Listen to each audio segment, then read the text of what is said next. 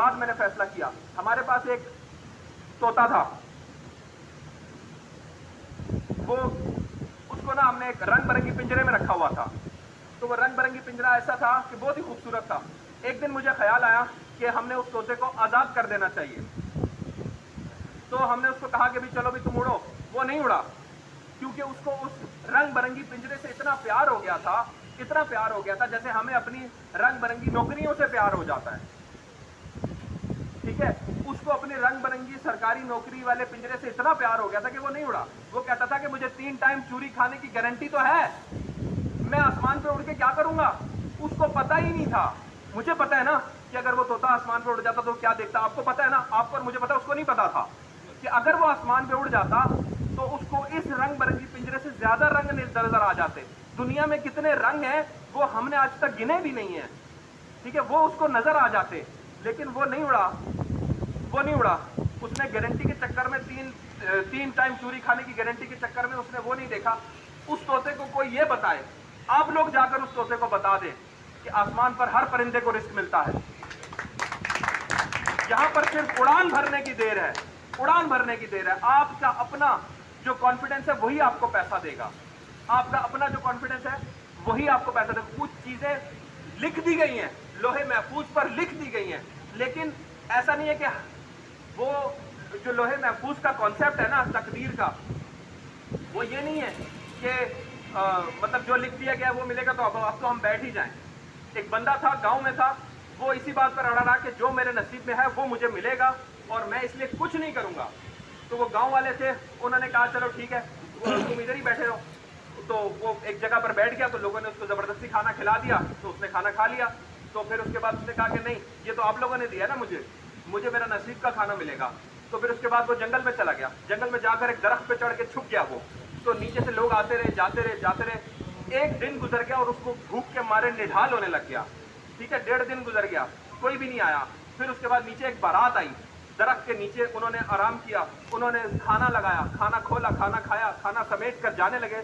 तो इसने कहा ये तो जा रहे हैं यार, मुझे कौन खाना देगा। उसने थोड़ा सा खाऊं खाऊं किया, खाऊं खाऊं, ठीक है, थोड़ा सा खांसी की। तो बारात वाले रुक गए, उन्होंने उसको उतारा नीचे, खाना खिलाया और चले गए। फिर वो जब गांव वापस आया तो गांव वाले ने पूछा कि भाई क्या हुआ, बगैर किसी मेहनत के अल्लाह ताला रिस्क देता है? कहता है नहीं, थोड़ा खाऊं खाऊं करना पड़ता है।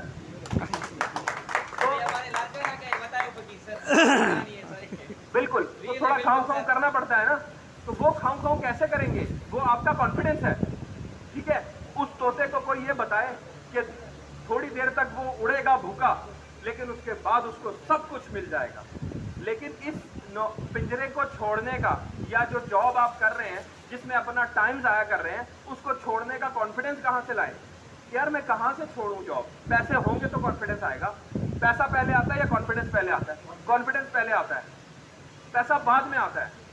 लेकिन आपको, अब बिल गेट्स है, बिल गेट्स दुनिया का सबसे अमीर तरीन आदमी है, उसको जो है वो उसके सारे पैसे ले लो, कपड़े भी ले लो उससे, और एक चड्डी पहनाकर लाड़काना में खड़ा कर दो उसको। ठीक है, उसके पास कुछ भी नहीं है, 2 साल के बाद वो वापस अमीर हो जाएगा। तो हमारे पास तो कपड़े भी हैं, हम क्यों नहीं 2 साल में अमीर हो सकते? क्योंकि उसके पास क्या है, उसको पता है कि मुझे क्या करना है। उसको पता है कि मैं 0 से भी स्टार्ट करूं ना, तब भी मैं 2 साल में वापस अमीर होकर दिखा दूंगा। लेकिन हमसे नहीं होता, हमसे नहीं होता। हमारा क्या प्लान होता है कि भी आज मेरे पास जो है वो मेरान गाड़ी है, तो 2 साल बाद मैं कोई और कमेटी डाल के कल्टस ले लूंगा, बस। इससे ज्यादा हमारी कोई जिंदगी नहीं है। या मोटरसाइकिल है तो थोड़ा सा 1 to 5 ले लूंगा। हम अगर नौकरियां कर रहे हैं तो पूरा दिन हमारा यही काम होता है कि आज नाश्ता तू लेकर आया था, कल नाश्ता मैं लेकर आऊंगा, फला बोनस कब मिलेगा, फला जो है ना वो 2000 रुपये तनख्वाह कब बढ़ेगी, अगले साल हमारी 2025 रुपये तनख्वाह बढ़ जाएगी। इन्हीं बातों में पूरा दिन निकल जाता है और पूरा साल निकल जाता है, और 5-5 साल, 10-10 साल, 15-15 साल, 25-25 साल। किसी 35 साल वाले के पास जाओ ना, वो अपनी टेबल पे बैठा हुआ होगा और वो सिर्फ यही बातें कर रहा होगा कि भी चलो भी अब पेंशन आने वाली है, 2-3 साल बाद पेंशन शुरू हो जाएगी, इसी तरह की बस बातें कर रहा होगा। और वो कितनी पेंशन होगी? 35,000, 40,000, जिसके लिए उसने 35 साल उस कुर्सी को दे दिए, और उसको कोई अफसोस नहीं है। क्यों? क्योंकि जब वो तोता था वो उस पिंजरे में मर गया और उसको कोई अफसोस नहीं था। उसको अफसोस इसलिए नहीं था क्योंकि उसने कभी बाहर निकल के देखा ही नहीं कि मैंने मिस क्या कर दिया। आप लोगों को या मुझे इसी तरह मर जाएंगे बगैर पैसों के, और हमें कभी भी अफसोस नहीं होगा कि हमने तो अपनी लाइफ बहुत सुकून से गुजारी। 25,000 रुपए सैलरी थी, और जब 35 साल उम्र हुई तो 40,000 सैलरी हो गई, फिर 55,000 हो गई, और 1.5 लाख पर रिटायर हो गए, और फिर उसके बाद 85,000 रुपए पेंशन बस। और मेहरान गाड़ी से शुरू किया था, आज चलो बहुत तीर मार लिया तो करोला, बस। कोई ख्वाहिश नहीं है, क्योंकि ख्वाहिशात तो है दबी भी हैं ना। ना हमारे, हम तो वो इंसान बन चुके हैं कि हमारा अगर भाई है ना, वो किसी साथ वाली गली में रह रहा है और उसके घर में कोई परेशानी आ गई है, तो हम उसको फोन इसलिए नहीं करते कि वो पैसा मांग लेगा।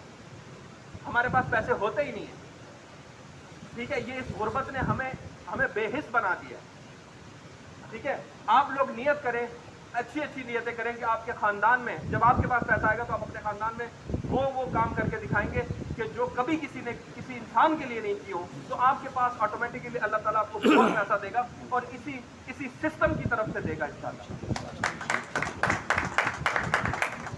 बहुत सारे लोग कहते हैं विड्रॉल नहीं मिलता, वो उनका कॉन्फिडेंस वीक है। इतना वीक कॉन्फिडेंस, फिर वो लीडर छोड़ के चला गया। वो लीडर भी जो है ना, उसको भी काम करना नहीं आता। इतना जबरदस्त निजाम, लेकिन आपको मैं बताऊं, इतना आसान नहीं है, थोड़ा सा मेहनत करनी पड़ती है। लेकिन कम से कम जितनी मेहनत है आप लोगों ने 25-25 साल, 15-15 साल अपनी नौकरियों में या छोटी छोटी दुकानों में किया ना, उससे कम ही मेहनत है, ठीक है। अंगारों पर से गुजर के जो है वो किसी ठंडक में या किसी जन्नत में जाते हैं, लेकिन जो नौकरियों के अंदर या छोटे छोटे कारोबारों के अंदर जो अंगारे हैं ना, वो सारी जिंदगी रहते हैं। अगर आपने एक दूध की दुकान खोल ली और 50,000 रुपये प्रॉफिट हो रहा है ना, तो वो सारी जिंदगी 50,000 ही आएगा, कुछ नहीं बढ़ेगा। नेटवर्किंग क्या होती है? देखो, मैंने अपना एक मेंबर बनाया, मैं 4 महीने लगा रहा, 20 मेंबर बने। 4 महीने में 20 मेंबर, अंधेरा बिल्कुल, कोई मेरी बात नहीं सुन रहा, ठीक है। और वो ऐसा टाइम था कि यार मैंने कहा भाड़ में जाए ये सब कुछ।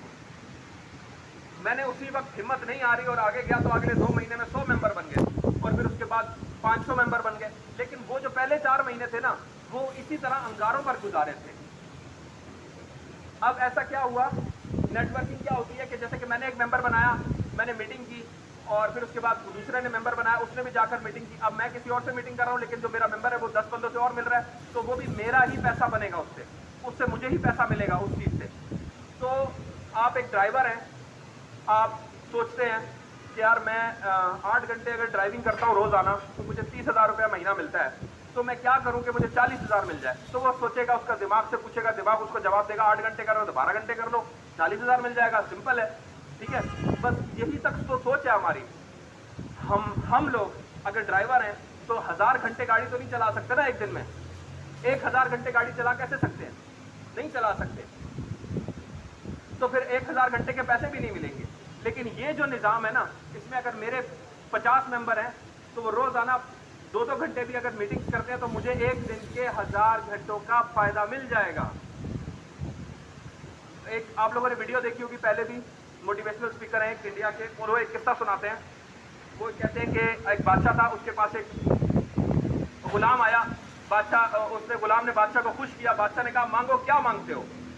तो उसने कहा कि आप शतरंज खेल रहे हैं, इस शतरंज में जितने भी बॉक्सेस हैं, जितने भी डब्बे हैं, उस डब्बे को इस तनासुब से उसको कैलकुलेट करके मुझे चावल गिफ्ट कर दें। अब 62 बॉक्सेस होते हैं, 62 डब्बे होते हैं शतरंज की बिसात में, ठीक है। उसने कहा पहले डब्बे में 1 चावल का दाना, दूसरे डब्बे में 2 चावल के दाने, तीसरे डब्बे में उसका डबल, चौथे डब्बे में उसका डबल, 8 चावल के दाने, फिर 16 चावल के दाने, फिर 32 चावल के दाने, फिर 64 चावल के दाने, फिर 128 चावल के दाने। इस तरह बढ़ाते जाएं और 62 डब्बे जो है वो पूरे कर दें, तो मेरा इनाम पूरा हो जाएगा। बादशाह ने कहा ये तो बहुत आसान सी बात है, ये तो कोई मसला नहीं। बादशाह ने अप्रूव कर दिया। तो मुंशी ने कहा पहले गिन तो लें। जब गिनना शुरू किया तो उन्होंने पहले चावल के दाना, पहले डब्बे पर 1 चावल का दाना रखा, 2 रखे, 4 रखे, 8 रखे। सारे दरबारी हंस रहे थे, जैसे आप लोगों के शुरू के जो मेंबर बना रहे होते हैं, उस वक्त सारे लोग आपके ऊपर हंस रहे होते हैं, आपके ऊपर ये कह रहे होते हैं कि ये कुछ नहीं होगा, कंपनी भाग जाएगी, तुमसे कुछ नहीं होगा, और छोड़ दो ये काम, अपनी नौकरी पर तवज्जो दो, कोई ख्वाब नहीं होते, ख्वाब मत देखो।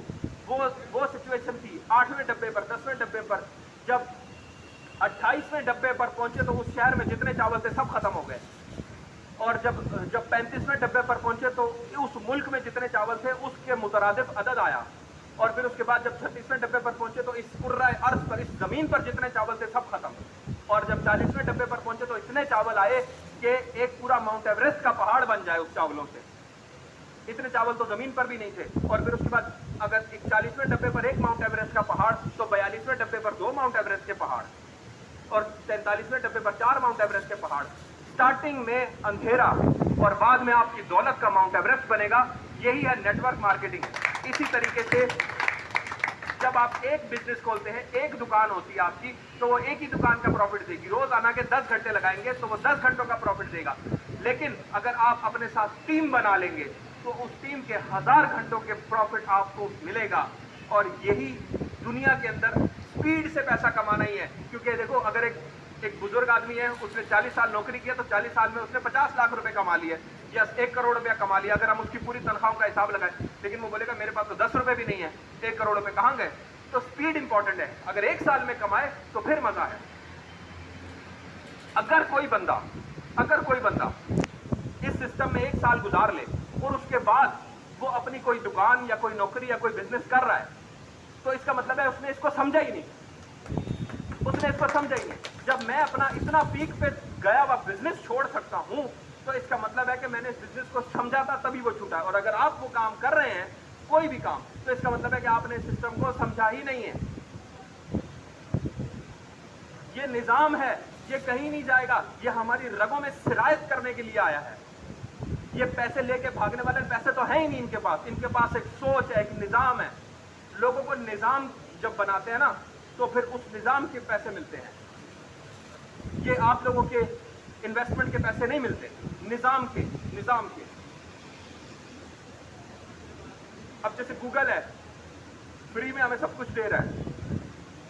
वो एक निजाम लाना चाह रहे थे। आप उससे रास्ता पूछते हैं, वो आपको रास्ता बताता है, ठीक है, पैसे भी नहीं लेता। वो आपके अंदर घुसना चाह रहा है, वो निजाम है, वो एक सिस्टम है। वो हर बंदा अब गूगल के बगैर जिंदा नहीं रह सकेगा। ये उनकी सोच है।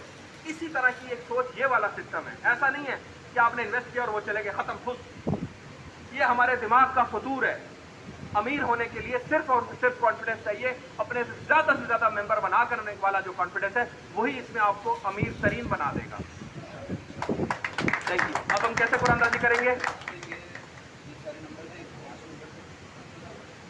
105 नंबर दें और इनको अब ये थैली में डाला जाएगा। उसका माप डालो, ये देखिए, जल्दी से डालो।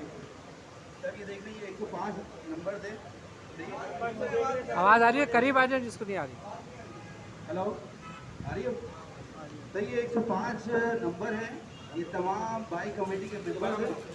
तो बेसिकली ये सारी चीज़ें जो ना अभी हम एक थैले में डालेंगे और एक बच्चे को बुला के इंशाल्लाह इसमें से ये ड्रॉ करेंगे। और जिस खुशनसीब के ये नंबर निकलेगा इंशाल्लाह, तो उसको अभी हैंड टू हैंड बाइक दे दी जाएगी। और इंशाल्लाह ये है कि और आगे चल के हम ये सारे मामला इसी टाइप से टैकल करते हैं।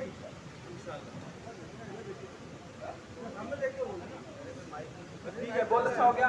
अब ये सारे 1 से लेकर 105 तक नंबर है, इन सबको एक थैली में डालेंगे और फिर उसके बाद ड्रॉ में इनाम निकलेगा, जिसका जो देखते हैं किसकी मोटरसाइकिल निकली है। जल्दी से डाल दे सबको।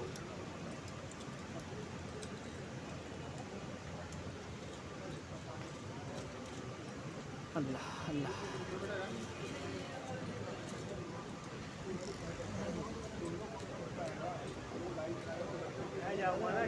हाँ,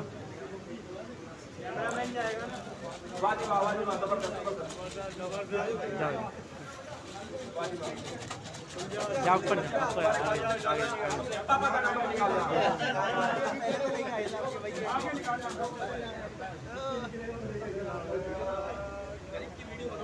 आप बता, ये लो 8 डाल के एक नंबर डालो, पूरा हाथ घुमाओ और एक नंबर डालो। एक नंबर दे दो, बस दे दो। 16 नंबर है। बैग पे 16 ही है। 16 नंबर किसका है? चलो भाई, किसकी है भाई? 16 नंबर। एक मिनट जो बताएंगे। एक मिनट आ गए भाई, 16 नंबर वाले। क्या नाम है आपका? अब्दुल सत्तार चन्ना।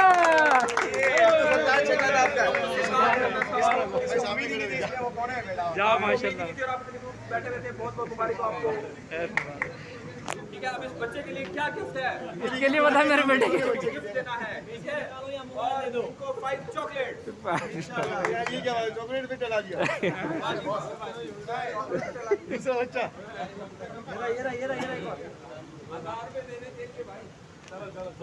मुबारक हो भाई साहब, मुबारक हो, गुड माशाल्लाह।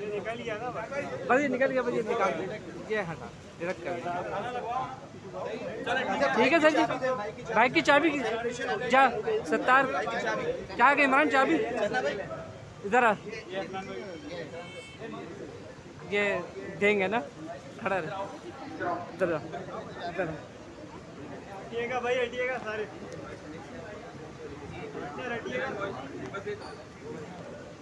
और ये चन्ना साहब को मुबारक हो, बहुत बहुत मुबारक मुबारक हो, माशाल्लाह माशाल्लाह, गुड है यार माशाल्लाह। टॉप मोटरसाइकिल बनने वाली है। इंशाल्लाह इंशाल्लाह इनवॉइस है ये। इमर्जिंग इनोवेशन, द नंबर 1 मुबारक हो भाई, मोटरसाइकिल ब्रांड, अपकमिंग ब्रांड इन पाकिस्तान। इंशाल्लाह बहुत नसीब की बात है, नसीब की बात, नसीब की बात।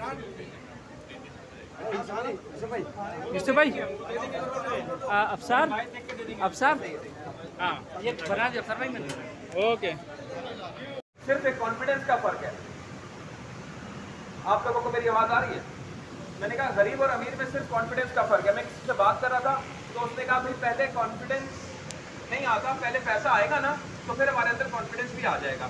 जैसे कि अगर हम किसी को गाइड करते हैं और नेटवर्किंग करते हैं सेल्स में, पहले वो कहते हैं कि पहले आपके पास हमारे पास पैसा आ जाएगा, फिर हमारे में कॉन्फिडेंस भी आ जाएगा तो हम इन्वेस्ट भी कर देंगे और हम दूसरों को गाइड भी कर देंगे। तो आपने कोई ऐसा गरीब बंदा देखा जिसके अंदर कॉन्फिडेंस हो? कभी भी कोई गरीब बंदा आपको नहीं मिलेगा जिसमें कॉन्फिडेंस हो, क्योंकि जिसमें कॉन्फिडेंस आ गया वो गरीब रहा नहीं। तो ये लोग इसी चीज का इंतजार करते रहेंगे। अगर गरीब और अमीर की बात करते हैं तो गरीब इसी चीज का इंतजार करते रहेंगे कि हमारे अंदर पहले पैसा आए फिर हम कॉन्फिडेंस लाएंगे। और अमीर बंदा वो जब पहले गरीब था तो उसने पहले अपने अंदर कॉन्फिडेंस लेकर आया, उसके बाद उस कॉन्फिडेंस ने उसको खुद ब खुद पैसा दिलवा दिया। कभी भी बगैर कॉन्फिडेंस के आपके पास पैसा नहीं आएगा। अच्छा, हम लोग सब इस वक्त सब गरीब हैं, मिसाल देता हूँ, हम लोग सब गरीब है ना, थोड़े थोड़े पैसे सबके पास होते हैं, लेकिन कॉन्फिडेंस नहीं है। कॉन्फिडेंस कितने रुपए का आता है? कितने रुपए का आता है? फ्री में। मेरे पास कुछ भी नहीं था, कुछ भी नहीं था, एक मोटरसाइकिल, एक मोबाइल और एक घर 20 महीने पहले। और वो मेरे पास सिर्फ और सिर्फ एक आंखों में ख्वाब थे और मैंने उस घर को बेच दिया। 1.5 करोड़ का घर 1 करोड़ में बेच दिया। और वो मेरा कॉन्फिडेंस था जिससे मैंने ये सारी एम्पायर खड़ी की। और अभी आप लोग मेरी टीम के नहीं हो, ठीक है, लेकिन चूंकि ये शहजाद राहत की टीम है और इनकी मोहब्बत है तो इसलिए जो है ना वो उन्होंने मुझे इजाज़त दी है कि शहजाद राहत साहब की नुमाइंदगी करने की। और शहजाद राहत भाई का मैं बहुत मशहूर हूँ कि उन्होंने मुझे इजाज़त दी कि आप लोगों को मैं आकर उनका मैसेज पहुँचाऊँ।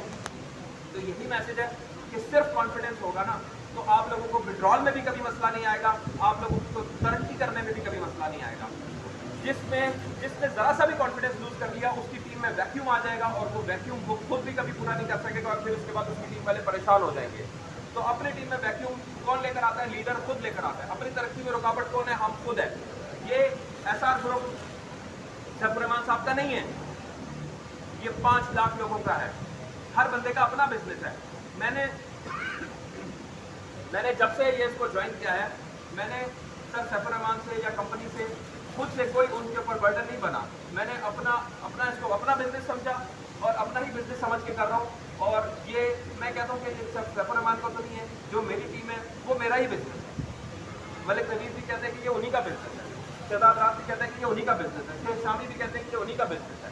सबका अपना अपना बिजनेस है। 5 लाख बिजनेसमैन है और 5 लाख फैमिलीज हैं, 5 लाख घराने हैं। आपको तो एक क्रिकेट ग्राउंड दे दिया कि जाओ पहली बॉल पर आउट होना है या पहली बॉल पर छक्का मारना है और हम लोगों ने यही करना है।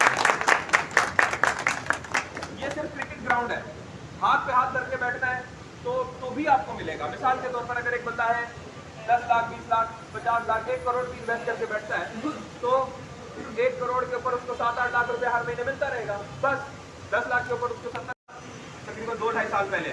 तो उस वक्त 20-25 मुल्कों से लोग सारे खामोश होकर मेरा लेक्चर सुनते थे, जिन्होंने भी वो पढ़ाई करनी होती थी। उसके बाद मैं उन लोगों को कनाडा भेजता था। वो बिजनेस इतना अच्छा गया कि आज भी गूगल के फर्स्ट सर्च इंजन के ऊपर मेरा नाम है। अपने मोबाइल में ना कभी अगर टाइम मिले ना तो अरसलान कनाडा लिखना, पहली 30-40 वीडियोस मेरी आई, वो आज भी मेरे नाम पे चलता है। तो कनाडा भेजने के लिए मैंने 1121 लोगों को कनाडा भेजा। इतना ज़्यादा मैं एक्सपर्ट हो गया था कि इंडिया के अंदर बैठे हुए लोग, दुबई के अंदर बैठे हुए कंसल्टेंट वो मुझसे रब्ता करते थे कि ये फलां केस है, ये कनाडा नहीं जा सकता, कैसे जाएगा। मैं उसको 2 महीने में कनाडा भेज देता था, क्योंकि मुझे कनाडा की गवर्नमेंट के सारे रूल्स एंड रेगुलेशन ज़बानी याद थे, ज़बानी। इतना मैं एक्सपर्ट था। जब मुझे, और अगर कोई मेरे सामने ये बोले ना कि हम विप्रो भी कर रहे हैं, हम एसआर ग्रुप भी कर रहे हैं और हम कोई और बिजनेस भी कर रहे हैं, तो मुझे बड़ी हैरानगी होती है। क्योंकि अगर किसी ने 1 साल एसआर ग्रुप में लगा लिया और उसके बाद भी वो कोई और बिजनेस करता रहा ना, तो इसका मतलब है कि उसने इस सिस्टम को समझा ही नहीं है। उसने नहीं समझा। क्यों नहीं समझा? क्योंकि मैंने जिस बिजनेस में मैं टॉप पर गया, जहां पर मेरी वीडियोस इतनी पीक पर गई और मुझे इतना फेम मिला, इस पैसे ने वो भी छुड़वा दिया मुझसे। मैं नहीं कर पा रहा, मैं नहीं कर रहा हूँ जानबूझकर नहीं, क्योंकि उससे जो पैसा आ रहा था बहुत अच्छा था। उस लिहाज से मैंने कभी 1 लाख रुपया भी नहीं देखा था एक साथ। और वहां से फिर मैंने, जब मुझे इसका पता चला, उस वक्त इसका नाम कुछ और था, मैंने पता चला, मैंने कहा कि ये सिस्टम दुनिया के 28 मुल्कों में है। मैंने वहां पर अपने क्लाइंट से, अपने स्टूडेंट से को कहा कि भी आप लोग इस सिस्टम की वेरिफिकेशन करें अपने मुल्क में। उन्होंने वेरिफिकेशन की। वेरिफिकेशन करने के बाद उन्होंने मुझे ओके की रिपोर्ट दी, तब मैंने इन्वेस्ट किया। मैंने उस वक्त कोई अंधे कुएं में छलांग नहीं लगा दी, क्योंकि मैंने कोई रिस्क नहीं लिया। हम लोग, मैंने आपको पहले भी बताया था कि किसी बड़ी चीज के इंतजार में नहीं बैठते। नेवी में हम जब 2 तरह के मतलब बहुत सारी एक्सरसाइजेज होती हैं, लेकिन अगर आपने कभी समंदर में जंप करना हो ना, तो आप आंखों पर पट्टी बांध के भी जंप करते हैं और पट्टी उतार के भी जंप करते हैं। लेकिन जब आंखों पर पट्टी बांध के समंदर में जंप करते हैं ना, तो उसमें ज्यादा डर होता है। लेकिन जब पट्टी उतार के समंदर में जंप करें तो कोई डर नहीं होता। तो जो रिस्क लेना होता है वो आंखों में पट्टी बांध के जंप करना होता है। तो मैंने कोई रिस्क नहीं लिया, आंखें खोल के इन्वेस्टिगेशन करके फिर इन्वेस्ट किया। आज भी गवर्नमेंट ऑफ पाकिस्तान के साथ इनके मामला बहुत सारे चल रहे हैं। अगर कोई ये सोच रहा है ना कि फला तारीख को ये फैसला हो जाएगा, फला तारीख को ये फैसला हो जाएगा, ये कभी भी ना कोई फैसला होगा ना कुछ होगा। ये सालों साल चलता रहेगा ऐसे ही। क्योंकि देखो, और लीगल वे में उसको कवर अप करने में बहुत ज़्यादा वक्त लगता है। 5 साल से चल रहा है, 6 साल से चल रहा है। अभी एक SECT security and exchange commission Pakistan ने 31 मार्च 2021 को एक ऐसा नोटिफिकेशन निकाला था, जिसके ऊपर ये कहा गया था कि लोगों से इन्वेस्टमेंट लेकर उसको प्रॉफिट देना ये जायज़ हो गया है। अब उसको उन्होंने बिल को पेश किया नेशनल असेंबली में, और वो नेशनल असेंबली से बिल मंजूर हो चुका है। अब वो बिल सेनेट में गया है और सेनेट से भी मंजूर हो जाएगा। जब वो हो जाएगा तो फिर मीनवाइल जो पुराने जितने भी किस्से हैं वो सब खत्म हो जाएंगे, ठीक है। और उसी लिए इसको एक नए नाम के साथ, नई उम्मीदों के साथ दोबारा से शुरू किया गया, और चीज़ें वही रखी और सब कुछ इसी तरीके से किया गया। अब ये चीज़ हमारे ऊपर है, ये सिस्टम कहीं नहीं जाएगा। अच्छा देखें, खाली लोगों से पैसा लेकर ना बिजनेस करना हो तो वो 1-2 साल में इतना पैसा इकट्ठा हो जाता है कि आप कहीं भी जा सकते हैं, ठीक है। मैं एक मिसाल देता हूँ कि अगर आपने एक ये सोच देता हूँ आपको, किसी भी लीडर के दिमाग में अगर ये आ रहा है कि कभी कंपनी पैसे लेके भाग जाएगी, तो आप लोग तो सारे पुराने मेंबर हैं, आपको पता है कि अगर आपको $1 लाख इन्वेस्ट करना हो तो फिर आप डॉलर किससे लेते हैं? चलो $50,000 इन्वेस्ट करना हो तो डॉलर कहाँ से लेंगे? नहीं, अपने लीडर से लेंगे। लीडर कहाँ से लेगा? लीडर गुल से लेगा। चलो ठीक है, गुल्लू के पास जो थे वो $50,000 थे, आपने उसके मध्य में पैसे दे दिए और फिर उसके बाद डॉलर लेकर आपने उसको दे दिए जिसने इन्वेस्ट करना है, ठीक है। अच्छा, पैसे कंपनी के पास गए या गुल्लू के पास गए? गुल्लू के पास गए ना, तो लेकर कौन भागेगी? कंपनी।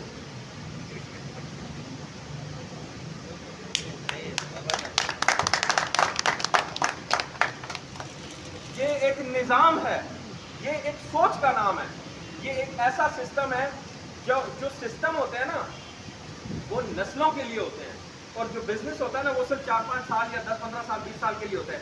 ये एक निज़ाम है और बहुत आहिस्ता आहिस्ता इसने अब हमारी रगों में सिरायत कर रहा है, लेकिन अभी तक हमने इसको एब्जॉर्ब नहीं किया। हमारी कौम ने, हमारे पूरी दुनिया ने, बहुत सारे मुल्कों ने किया है, बहुत सारे मुल्कों ने नहीं किया है। अभी जैसे कि एक क्रिप्टो करेंसी भी आई थी, अभी वो पाकिस्तान में लीगल नहीं हुई है, लेकिन बहुत सारी जगहों पर अगर आपको कोई चीज़ खरीदनी होती है तो आप क्रिप्टो करेंसी से खरीद लेते हैं। जब ये चीज़ पाकिस्तान में मुकम्मल तौर पर लीगल होगी ना, तो मैं फ्यूचर बता रहा हूँ, क्योंकि लीगल से, गवर्नमेंट से हटकर तो कोई काम नहीं करता। फ्यूचर ये होगा कि जब पाकिस्तान में, आज से 10-15 साल का फ्यूचर बता रहा हूँ, कि इतना ज़बरदस्त निज़ाम है कि 10-15 साल बाद अगर आप लोगों के बच्चे जब भी पैदा होंगे ना, तो उसके पैदा होने के साथ आप उसका बर्थ सर्टिफिकेट बनवाते हैं और बहुत सारी चीज़ें बनवाते हैं, उस दिन आप उसकी एक बिफोर यू ID भी बनाएंगे। ये इतना ज़बरदस्त निज़ाम है। और आपकी जो लेन देन के मामला होंगे ना, जैसे पाकिस्तानी करेंसी में होते हैं, इस तरह ये वाली करेंसी भी उसके साथ शामिल होगी।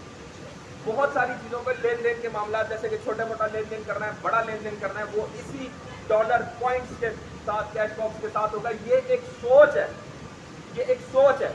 कोई भी सोच जो है ना, ये नज़रिया, वो किसी पैसों के लिए नहीं किया जाता, वो एक निज़ाम होता है। वो निज़ाम की एक सोच बनती है, वो सोच लोगों में सिरायत करने के लिए अपना खून पसीना लगाना पड़ता है, और उन्होंने लगाया। सैफुर्रहमान खान नियाज़ी ने एक सिस्टम शुरू करने के लिए, एक निज़ाम शुरू करने के लिए। निज़ाम को छोड़कर कोई नहीं जाता। निज़ाम जो होता है उसमें लोग मर जाते हैं, नस्लें आ जाती हैं, अगले लोग आ जाते हैं और आकर उसको संभालते रहते हैं। किसी एक इंसान की ज़िंदगी के साथ या आपके लीडर की ज़िंदगी के साथ ये चीज़ नहीं जुड़ी हुई होगी। इसमें हर बंदा एक निज़ाम का हिस्सा बनेगा। और ये जो करेंसी, एक न्यू सिस्टम, 5 लाख लोग, आमतौर पर ऐसे मुल्क हैं जिनकी आबादी ही 5 लाख है। मैंने आपको उन मुल्कों के नाम भी पहले गिनवाए थे। तो यूँ समझे कि ये एक न्यू इकोनॉमी बनने जा रही है। वो economy with in the economy, एक तो हमारे मुल्क की इकोनॉमी, एक पड़ोसी मुल्क की इकोनॉमी, हर मुल्क की एक इकोनॉमी होती है। इसी तरह हमारे अपनी ये एक इकोनॉमी है। और इसमें जैसे कि पाकिस्तान का बजट आता है या किसी भी मुल्क का बजट आता है, तो उस मुल्क के हर शहरी के ऊपर उस बजट का असर होता है, लेकिन हमारे ऊपर नहीं होगा। हमारे ऊपर इस इकोनॉमी का असर होता है, क्योंकि हमने इस निज़ाम के अंदर घुस चुके हैं। ठीक है, अगर गुर्बत आ गई पाकिस्तान में, तो ये जो 5 लाख वाली इकोनॉमी है, अगर इसने इसको समझा हुआ है, तो ये उससे उस शॉक से बचे रहेंगे, उस झटकों से बचे रहेंगे। लेकिन अफसोस की बात है, मैंने कोई ऐसा फार्मूला नहीं लगाया था कि जिससे मुझे इतनी ज़्यादा तरक्की मिली। मैंने इतना सिंपल फार्मूला लगाया था कि मेरी इन्वेस्टिगेशन इतनी स्ट्रांग है कि कोई मुझे मेरी गर्दन की गारंटी भी मांग ले तो मैं वो भी देने को तैयार हूँ। अपनी इन्वेस्टिगेशन के ऊपर, मेरी पढ़ाई, मेरा सब कुछ, मेरा एक्सपीरियंस, मैंने उससे सीखा। मैंने फौज में से अपना एक्सपीरियंस लिया। अब अल्लाह का लाख लाख शुक्र है कि जैसे कि आप लोगों की भी मुलाकात हुई कर्नल साहब से, ब्रिगेडियर साहब से, मेजर साहब से, और इतने और जो मिनिस्टर साहब से भी उस दिन आपसे मुलाकात कराई थी। इतने हाई प्रोफाइल लोगों को इस बिजनेस की, इस निज़ाम की समझ आना शुरू हो गई है, और वो लोग इससे इतना खुश हैं। ठीक है, तो अभी जैसे कि मैंने, अब डराने वाले बहुत है ना। ठीक है, अब जैसे कि हमारा एक लड़का था,